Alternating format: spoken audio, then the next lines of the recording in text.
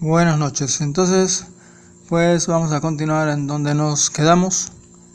Y esta sería la tercera parte de la historia de la Biblia. Y vamos a concluir. Primero Dios. Entonces nos quedamos en que, debido a las diversas herejías que surgieron y a la multitud de documentos que atribuían a Jesús y sus discípulos enseñanzas contrarias al espíritu del Evangelio y a las enseñanzas del Antiguo Testamento, la Iglesia del primer siglo determinó que los libros que debían formar parte de las Escrituras debían pasar ciertas pruebas. Algunos libros se perdieron, como la carta a la Odisea mencionada en Colosenses 4:16.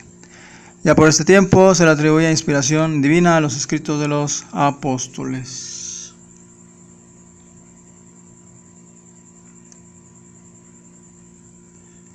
Para ganar su conocimiento canónico, el libro debía pasar dos pruebas básicas. Primero, debía tener un historial de aprobación continua y amplia entre los cristianos. Segundo, se esperaba que demostrara que, o bien, había sido escrito por un apóstol, o específicamente aprobado por los apóstoles.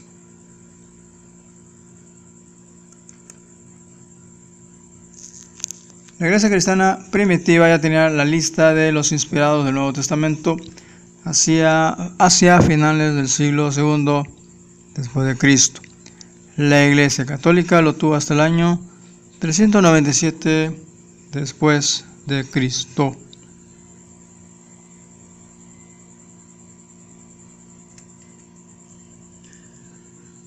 Nosotros nos guiamos por la lista de la Iglesia cristiana primitiva. Los cristianos solo aceptamos para el Antiguo Testamento los 39 libros del canon hebreo y los 27 libros del canon católico para el Nuevo Testamento. Estos son los únicos escritos que los cristianos consideramos plenamente inspirados. Ahora nos vamos a los libros apócrifos.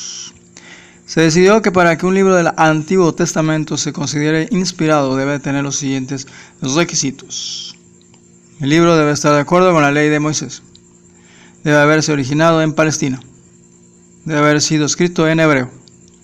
Debe haberse escrito antes de la muerte del escriba Esdras.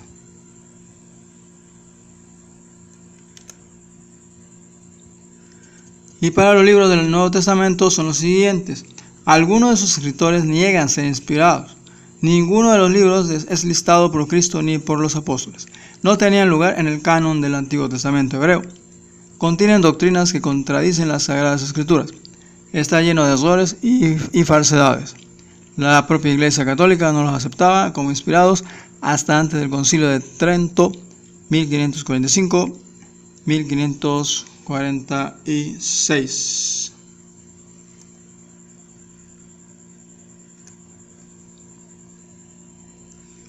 Estos fueron los principios que adoptaron los protestantes para su canon bíblico.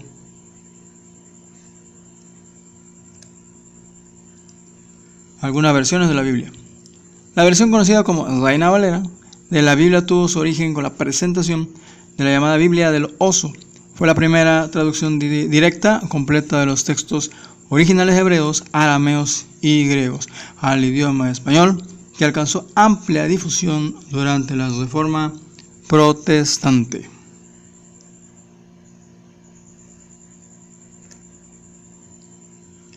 Fue publicada en 1569 y debe su nombre al principal autor de la edición original, Casiodoro de Reina, así como a su primer revisor, Cipriano de Valera, ambos monjes católicos del Convenio de San Isidoro del Campo, que habían abandonado España tras ser perseguidos por la Santa Inquisición debido a sus simpatías con el luteranismo.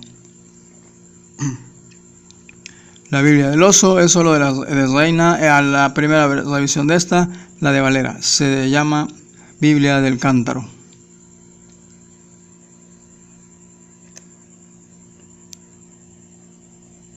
Aquí vemos, ¿verdad?, la imagen de Casiodoro de Reina, por si no lo conocía.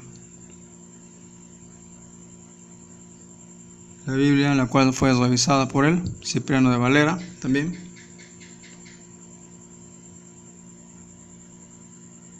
En esta otra imagen vemos a Cipriano de Valera. Los dos revisores o los que revisaron la Biblia. La Vulgata es una traducción de la Biblia al latín vulgar, realizada a principios del siglo V por San Jerónimo, por encargo del Papa Dámaso I en 382. Está escrita en latín y era la usada por la Iglesia Católica en sus liturgias.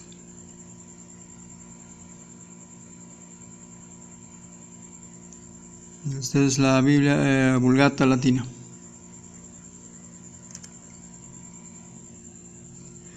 Otras Biblias, bueno, por ejemplo, la Biblia de Jerusalén, que también es católica, traducción del Nuevo Mundo, de los Testigos de Jehová, versión Torres Amat, católica también, Biblia de Nácar, Colunga, también católica, versión popular, Dios habla hoy. Existen algunas versiones que apoyan posiciones muy dudosas, como feministas, diablistas y humanistas. Estas no son aceptadas.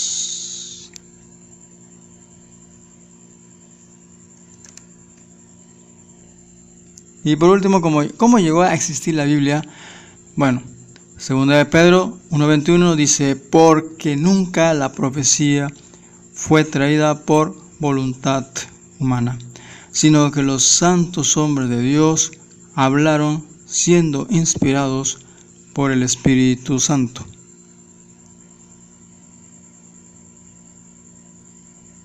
Eso dice Pedro, vean la segunda carta de Pedro 1:21.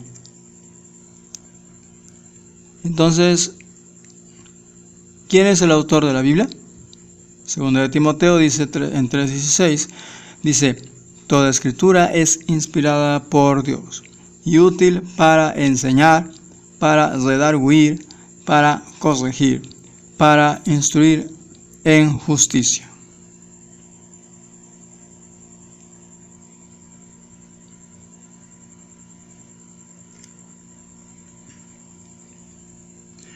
¿Qué otro nombre se le da a las Sagradas Escrituras? Primera Tesalonicenses 2:13, por lo cual también nosotros sin cesar damos gracias a Dios de que cuando recibisteis la palabra de Dios que oísteis de nosotros, la recibisteis no como palabra de hombres, sino según es en verdad la palabra de Dios, la cual actúa en vosotros los creyentes.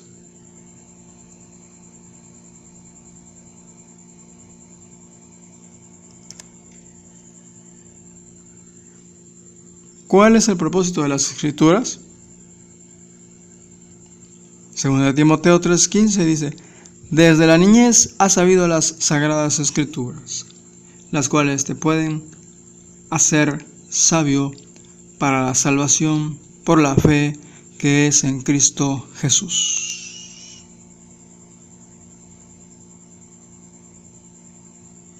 Señor nuestro.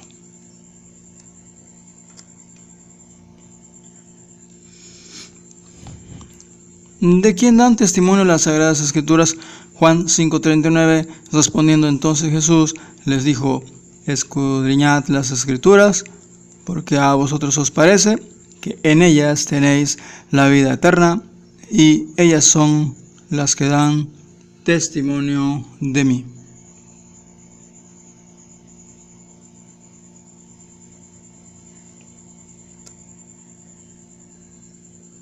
¿Cómo llegamos a entender la Biblia? Juan 14:26 dice, el Espíritu Santo, a quien el Padre enviará en mi nombre, Él os enseñará todas las cosas.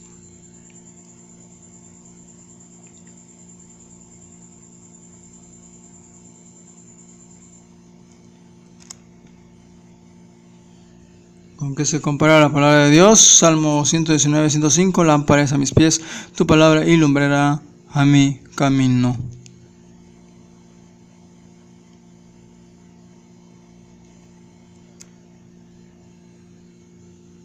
¿Para qué son útiles las Sagradas Escrituras? Segunda de Timoteo 3:16 dice, toda escritura es inspirada por Dios y útil para enseñar, para redarguir, para corregir, para instruir en justicia.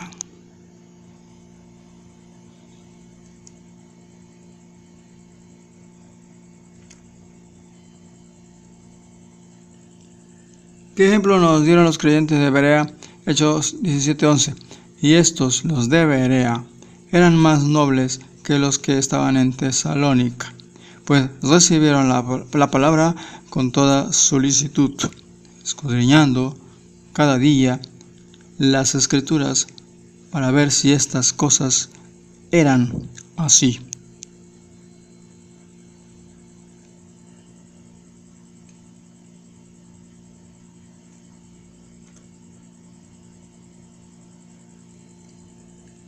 ¿Qué sucede cuando nos alimentamos espiritualmente de la palabra de Dios? Primera de Pedro 2:2, desead como niños recién nacidos la leche espiritual, no adulterada, para que por ella crezcáis para salvación.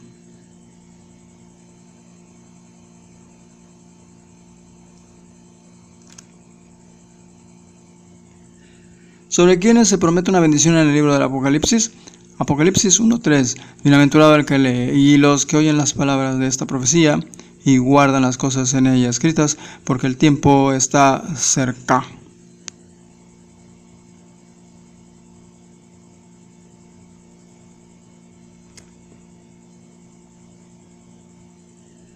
Las Sagradas Escrituras han pasado por muchas pruebas. Fueron quemadas, alteradas, destruidas y difamadas. Esto es porque la Biblia es la boca de Dios, la boca que el enemigo quiere callar. Pero ahí está, en sus propias manos. Usted tiene la decisión de lo que hará con este libro santo.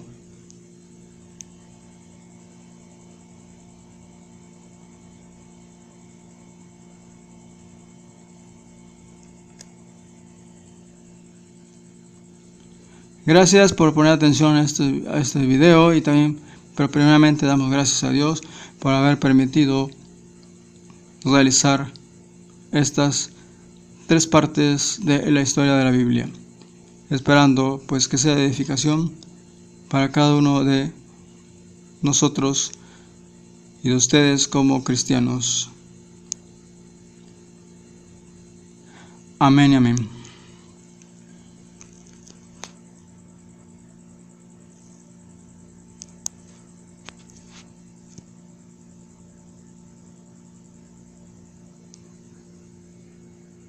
Dios me los bendiga rica y abundantemente. Shalom.